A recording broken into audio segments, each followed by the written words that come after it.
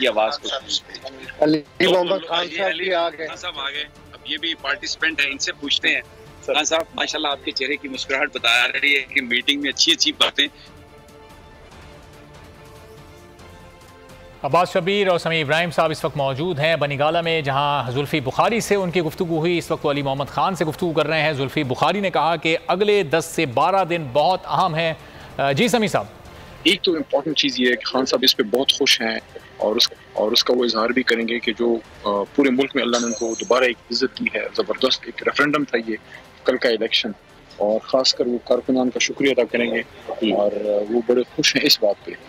دوسرا جو کچھ ایشوز اور ہیں جو اعظم سواتی صاحب کا ہے کہ جس طریقے سے ٹارچر ہو رہا ہے اس پہ بات ہونی ہے, کیونکہ بہرحال وہ 70 ایئر اولڈ ہیں اور جس طرح ہو رہا ہے وہ اس طرح نہیں. ٹھیک ہے کوئی قانون کے مطابق کراچی میں بھی سر پھاڑا گیا, کسی نے کوئی جرم کیا ہے اس کے مطابق اس پہ کیس ہو, لیکن جو ٹارچر ان سے ہو رہا ہے اس پہ بات ہوگی. دوسرا جو بلال صاحب کا ہے وہ تو یعنی کہ how can you do this, جو کراچی میں انہوں نے کیا ہے. باقی ملک میں بھی تو الیکشن ہوئے ہیں نا, کوئی جیتا ہے کوئی ہم بھی جو ہے ایک سیٹ کھا رہے ہیں, لیکن جو کراچی میں انہوں نے کیا ہے دس از نو وے. آپ کس طرح کر سکتے ہیں, ہمارا صدر ہے اور صدر نہ ہو جی پاکستانی نہیں ہے. دا وے دے ڈیڈ اٹ, اور اس میں حکومت سندھ کا کردار کیا تھا, بہت ہی کیا تھا. ان کو اس غنڈہ گردی کو روکنا چاہیے تھا لیکن انہوں نے کی. ہماری بھی تو خیبر پختونخوا میں حکومت ہے نا, ہم نہیں کر سکتے. سمیع صاحب ٹرانسمیشن دینی ہے, پھر ان سے بات چیت کرتے ہیں. ٹرانسمیشن دینی ہے وہاں پہ. تھینک یو ویری مچ جی. Over to back to Karachi. Abbas Shabbir